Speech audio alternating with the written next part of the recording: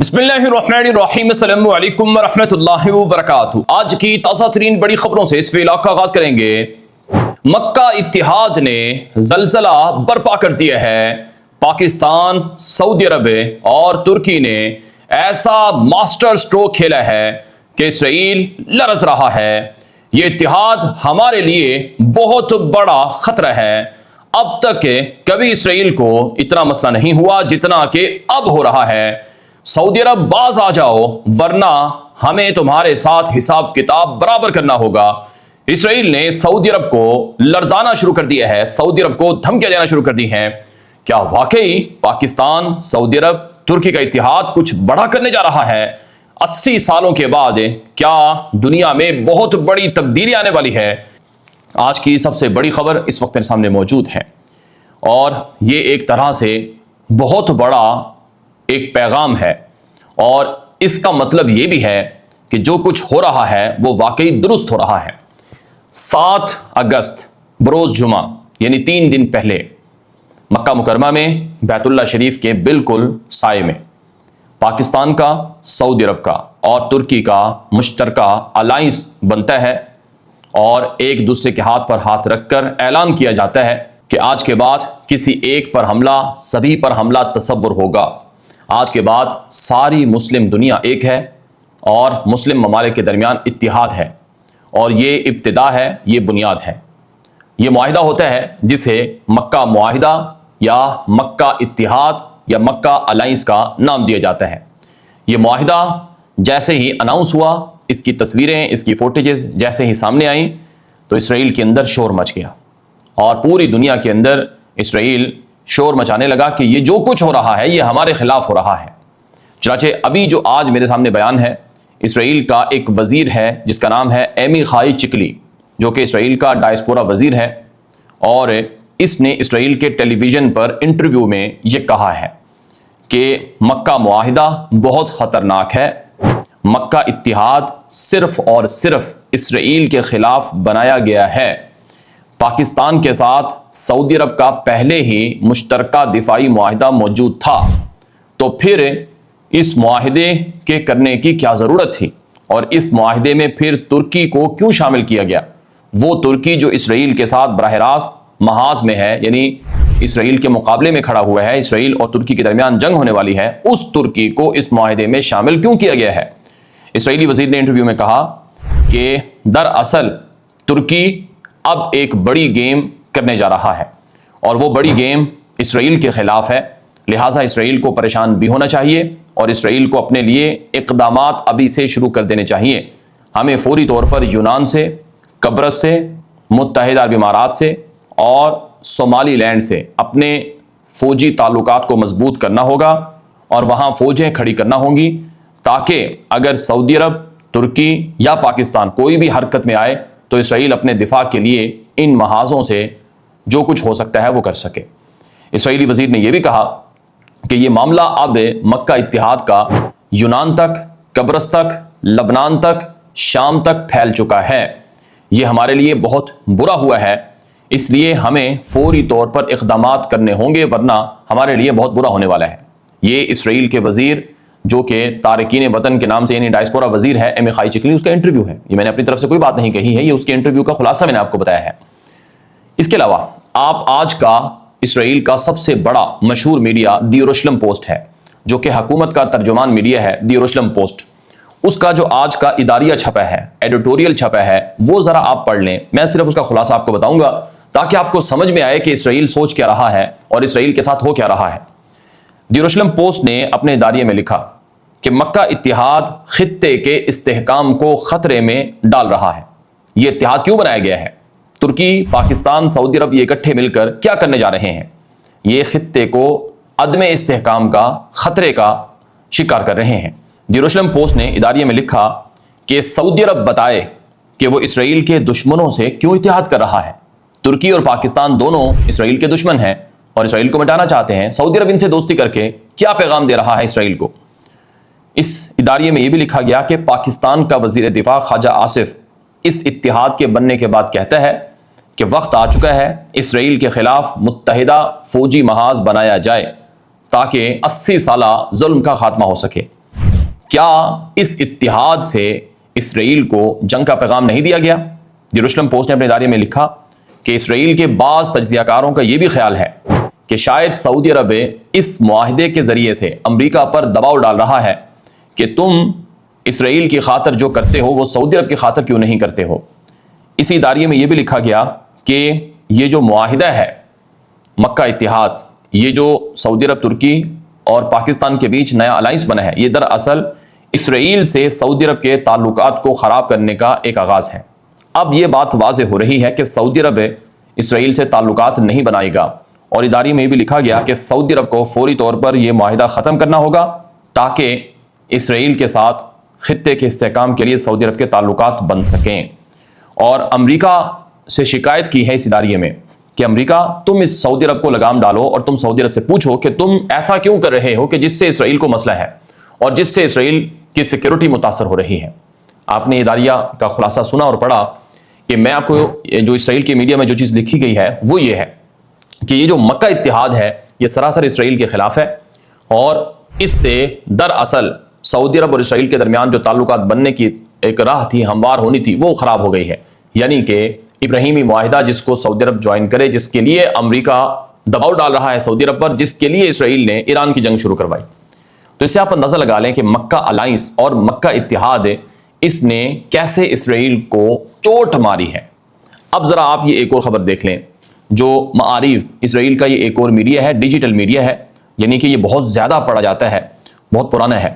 اس پر جو رپورٹ چھپتی ہے وہ کیا ہے، وہ ذرا سنیں آپ، کہ سعودی عرب نیا کھیل کھیل رہا ہے اور یہ کھیل بڑا خطرناک ہے۔ اب سعودی عرب امریکہ پر انحصار ختم کر کے چین اور روس سے تعلقات اور دوستیاں بڑھا رہا ہے، ایران سے بھی معاملات طے کر رہا ہے اور مسلم دنیا کا نیا اسلامی بلاک بنا رہا ہے۔ یہ بات واضح ہو چکی ہے کہ اب اسرائیل کو سعودی عرب کبھی تسلیم نہیں کرے گا۔ یہ خلاصہ ہے اس مضمون کا یا اس رپورٹ کا جو کہ معارف اسرائیلی میڈیا میں چھپا ہے۔ کیا مطلب کہ یہ جو مکہ الائنس بنا ہے یہ سعودی عرب کی بہت بڑی چال ہے، اور سعودی عرب پر جو اسرائیل کا پریشر اور دباؤ تھا، اس کے بعد سعودی عرب نے یہ جوابی کام کیا ہے کہ وہ اسرائیل کو تسلیم نہ کرے۔ اب ناظرین کرام، یہ باتیں بہت زیادہ تواتر سے کہی جا رہی ہیں کہ پاکستان، سعودی عرب اور باقی ممالک اسرائیل کو تسلیم کر لیں گے۔ کیا ایسا ممکن ہے؟ ناظرین کرام، اگر سعودی عرب نے اسرائیل کو تسلیم کرنا ہوتا تو سعودی عرب امریکی صدر ٹرمپ کے پہلے 4 سالہ دور حکومت میں تسلیم کر چکا ہوتا، جب UAE نے، بحرین نے اسرائیل کو تسلیم کیا تھا۔ تو اس وقت بھی سعودی عرب تسلیم نہیں کر سکا اور نہ اس نے کرنے کا اعلان کیا، اور اب جب ٹرمپ کا دوسرا دور ہے اور ٹرمپ کے 2 سال حکومت کے پورے ہو رہے ہیں، تو ابھی تک کوئی ایسا امکان نہیں ہے کہ وہ اسرائیل کو تسلیم کر سکے، کیونکہ سعودی عرب اگر اسرائیل کو تسلیم کرتا ہے، دوستی لگاتا ہے، تو پھر یوں سمجھے کہ پوری مسلم دنیا کا فلسطین کے بارے میں جو موقف ہے وہ ختم ہو گیا۔ پھر اسرائیل جو چاہے فلسطین میں کرتا رہے۔ اور آپ کو پتہ ہے اسرائیل کی پارلیمنٹ کے اندر قانون بنا ہے، یہ بل منظور ہوا ہے، قرارداد منظور ہوئی ہے کہ ہم کبھی بھی فلسطین کی ریاست بننے نہیں دیں گے، یا القدس، یہ باقی جگہیں ساری ہماری ہیں۔ تو اور سعودی عرب نے ابھی پچھلے سال اقوام متحدہ کی جنرل اسمبلی کا جب اجلاس ہوا تو اس وقت پوری دنیا کی مسلم سٹیٹس کو اکٹھا کیا اور فلسطین کی ریاست کو ریکگنائز کرنے کی کانفرنس کروائی، جسے عالمی سمٹ کہا جاتا ہے۔ تو بات چیت ایک نہیں ہے، یعنی جو آپ کو میڈیا پر جو چیزیں نظر آ رہی ہیں وہ سب سچ نہیں ہے، کچھ چیزیں وہ ہیں جو بتائی نہیں جاتی ہیں اور کچھ نظر نہیں آتی ہیں۔ تو اس لیے دماغوں کو، ذہنوں کو وسیع کر کے سوچنا ہوگا۔ اب یہ جو مکہ الائنس ہے یہ نیٹو طرز کا الائنس ہے، اسے نیو مسلم ملٹری الائنس بھی کہا جا رہا ہے۔ کیا مطلب؟ کہ جیسے نیٹو کے 32 ملک ہیں، کسی ایک ملک پر حملہ ہوتا ہے تو سارے 32 ملکوں پر حملہ تصور ہوتا ہے، اور سارے ملک مل کر اس حملے جس پر ہوا ہوگا اس کے ساتھ مل کر لڑیں گے۔ تو ایسے ہی ابھی ابتدائی طور پر 3 ملک ہیں، چوتھا ملک مصر ہے جو اس معاہدے کو جوائن کرنے جا رہا ہے، پھر قطر ہے جو اس کو جوائن کرنے جا رہا ہے، پھر سیریا ہے، پھر اسی طرح سے گلف کنٹریز ہیں، سارے عرب ملک ہیں، ساری مسلم دنیا ہے جو اس معاہدے میں شامل ہوگی، ملیشیا، انڈونیشیا وغیرہ سب سے۔ تو یہ الائنس تو بہت پہلے بن جانا چاہیے تھا، اور یہ پھر صرف کاغذی حد تک نہ ہو۔ جو ابھی پریکٹیکلی جو چیزیں ہو رہی ہیں ان کے مطابق یہ کاغذی الائنس نہیں ہے، یہ وہ الائنس ہے کہ جو مشترکہ موقف اپنائے گا۔ اب یہاں پر کچھ لوگ یہ بھی کہہ رہے ہیں کہ مشترکہ معاہدہ ہوتا ہے مشترکہ دشمن کے خلاف۔ پاکستان کا ایک سابق سفیر رہا ہے امریکہ میں، حسین حقانی، اور بڑے اسکینڈل اور مختلف طرح کے معاملات میں وہ بڑا مشہور بھی رہا۔ حسین حقانی نے اپنی ایک پوسٹ میں لکھا کہ یہ جو پاکستان سعودی عرب ترکی کا الائنس بنا ہے اس کا کیا فائدہ ہے؟ یہ تو مشترکہ دشمن کے خلاف بنتا ہے، الائنس ہوتا ہی مشترکہ دشمن کے خلاف ہے، مشترکہ الائنس لڑنے کا۔ اب پاکستان سعودی عرب ترکی کا مشترکہ دشمن کون ہے؟ کوئی بھی نہیں۔ پاکستان کا الگ دشمن ہے، ترکی کا الگ دشمن ہے، سعودی عرب کا الگ دشمن ہے، تو یہ الائنس کام نہیں کرے گا۔ تو اس پر پاکستان کے معروف صحافی ہیں حامد میر صاحب، انہوں نے کہا کہ پاکستان کا، ترکی کا اور اسی طرح سے سعودی عرب کا مشترکہ دشمن اسرائیل تو ہے، جو ساری مسلم دنیا کے لیے چیلنج بنا ہوا ہے، تو پھر کیسے کہا جا سکتا ہے کہ مشترکہ دشمن نہیں ہے؟ بہرحال حضرین کرام، ترکی کے صدر طیب اردگان نے کہا تھا کہ یہ اتحاد در اصل ڈیٹرنس ہے۔ کیا مطلب؟ کہ جب مسلمانوں کا یہ اتحاد ہوگا تو دشمن حملہ کرنے سے پہلے ڈرے گا۔ جب ہم سارے متحد ہوں گے تو سب یہ اتحاد پیغام جائے گا دشمن کی طرف کہ حملہ نہ کرو، یہ سارے مل کر لڑیں گے۔ اگر ہم اکیلے ہوں تو ہم میں سے ہر ایک کو الگ الگ گھیر کر اسرائیل مارتا ہے، اور کبھی لبنان، کبھی سیریا، کبھی یمن، کبھی ایران، کبھی قطر، اور کبھی غزہ، کبھی فلسطین، سب پر۔ تو اس لیے بہتر ہے کہ ہم متحد ہو جائیں۔ سب سے بڑی خبر آج کی یہ ہے کہ ایران نے آج ایک اور جنگی ڈرون کو جزیرہ سرک کے اوپر ٹارگٹ کیا ہے۔ باقاعدہ ویڈیو جاری کی گئی ہے کہ ایران کے اندر گھسنے والا ایک اور جنگی جاسوس ڈرون طیارہ مار گرایا گیا ہے، اور یہ ممکنہ طور پر امریکی جاسوس ڈرون تھا جو کسی خلیجی ملک سے آیا تھا، جسے ایران نے بروقت کارروائی کرتے ہوئے اڑا دیا ہے۔ اس کے علاوہ ایک اور خبر جاری ہو رہی ہے کہ ایران نے آج رات امریکہ والے سمندری راستے میں سے گزرنے والے جہاز کو ٹارگٹ کیا ہے۔ آپ کو پتا ہے آبنہ ہرمز میں، پرشین گلف میں دو راستے ہیں، ایک ایران کے کنٹرول میں ہے اور دوسرا عمان والی طرف امریکی کنٹرول میں ہے۔ جو امریکی کنٹرول والا راستہ ہے وہاں سے جو جہاز گزرتا ہے ایران اسے ٹارگٹ کرتا ہے، یا وہاں زیر زمین بارودی ڈیوائسز کے ذریعے سے اسے ٹارگٹ کیا جاتا ہے۔ تو ایک اور جہاز سمندر میں تیل والا ٹارگٹ ہوا ہے۔ آبنہ ہرمز بند ہے اور دنیا میں تیل مسلسل مہنگا ہو رہا ہے۔ آج کی بڑی خبر یہ ہے کہ آج بھی تیل کی قیمتوں میں تقریباً $1.5 سے زائد فی بیرل کا اضافہ ہو چکا ہے۔ غیر یقینی کی کیفیت ہے، کوئی پتہ نہیں کہ آبنہ ہرمز کھلتی ہے یا دوبارہ جنگ شروع ہوتی ہے۔ اس وجہ سے تیل بڑھ رہا ہے اور غیر یقینی پوری دنیا کے اندر مارکیٹوں میں موجود ہے، اگرچہ آج نیا ہفتہ بھی شروع ہو چکا ہے۔ امریکی صدر ٹرمپ نے اس حوالے سے ایک انٹرویو میں یہ بات کہی ہے کہ مجھے ابھی کوئی جلدی نہیں ہے، میں تھوڑا انتظار کر رہا ہوں اور معاشی پریشر کا نتیجہ آنے کا انتظار میں ہوں۔ جو امریکی میڈیا ہے ایکسیوس، اس پر یہ رپورٹ نشر ہوتی ہے کہ ٹرمپ نے کہا کہ ابھی ایران پر حملوں کے لیے مجھے جلدی نہیں ہے اور نہ ہی مجھے ایران کے ساتھ صلح کے لیے کوئی جلدی ہے۔ البتہ ایران کے اوپر جو معاشی پریشر ہے وہ بڑھتا رہے گا اور ایران کا محاصرہ نیول بلاکیڈ پہلے سے زیادہ سخت کر دیا گیا ہے۔ امریکی فوجی ادارے سینٹ کام نے آج اپنی تازہ پریس ریلیز کے اندر کہا ہے کہ ہم نے ایران کے باہری محاصرے کو سخت کر دیا ہے، ایران میں کوئی جہاز تیل کا یا کوئی بھی کسی بھی طرح کا جہاز نہیں جا سکتا ہے، اور ہم نے مزید 20 جہازوں کو ایران جانے سے روکا ہے، اور ایران کے اندر اس وقت تیل بکنا بند ہو گیا ہے، ان کے تیل کے کنووں کا جو منہ ہے وہ بھر گیا ہے، اور اب ان کی جو صلاحیت ہے وہ ختم ہو رہی ہے۔ تو ایک طرف امریکہ یہ دعویٰ کر رہا ہے کہ ہم ایران کو چکانے کے لیے معاشی دباؤ، معاشی محاصرہ اور باہری محاصرہ سخت کیے ہوئے ہیں، تو دوسری طرف ایران امریکہ کو جھکانے کے لیے آبنہ ہرمز کو بند کرنے اور وہاں تیل والے جہازوں کو ٹارگٹ کرنے کا اعلان کر رہا ہے۔ ایسے میں ایک اور بڑی خبر آتی ہے کہ ایران کی پارلیمنٹ میں ایک ایسا قانون لایا جا رہا ہے کہ جس کے بعد ہمیشہ کے لیے آبنہ ہرمز ایران کی ملکیت ہوگا، کسی قیمت پر بھی آبنہ ہرمز کسی اور کو نہیں دیا جا سکے گا۔ یہ قانون بڑا سخت ہے اور یہ قومی سلامتی اور ملکی مفادات کے تحفظ کے لیے ایک اہم روڈ میپ قرار دیا جا رہا ہے۔ ایرانی پارلیمنٹ کی جو کمیٹیاں ہیں ان میں یہ قانون جو ہے وہ منظور کر لیا گیا ہے۔ ابراہیم عزیزی جو ایرانی پارلیمنٹ کے اہم رکن ہیں، انہوں نے یہ بیان جاری کیا ہے کہ آبنہ ہرمز نہ امریکہ کو دیں گے، نہ کسی عرب ملک کو دیں گے، نہ ہی فری میں کھولیں گے، اور اس پر ہر صورت ایران ہی کا کنٹرول ہوگا۔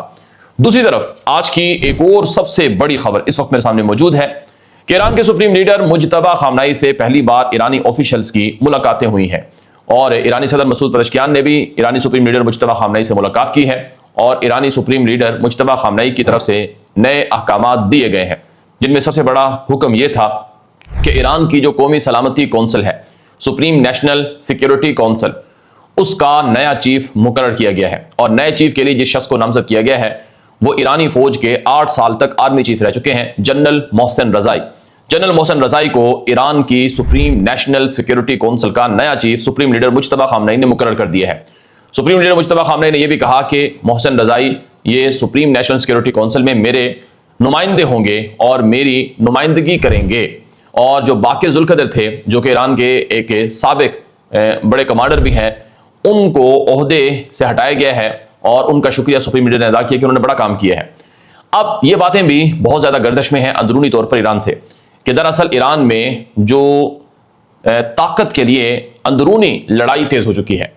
3-4 بڑے نام ہیں جو اس وقت ایران میں طاقت کے محور کو اپنی کنٹرول یا مٹھی میں رکھنا چاہتے ہیں۔ ایک باقر کالیباف جو کہ پارلیمنٹ کے سپیکر ہیں، اور دوسرا جو محسن رضائی ہیں، اور اس کے علاوہ سعید جلیلی ہیں، اور 1-2 اور نام ہیں۔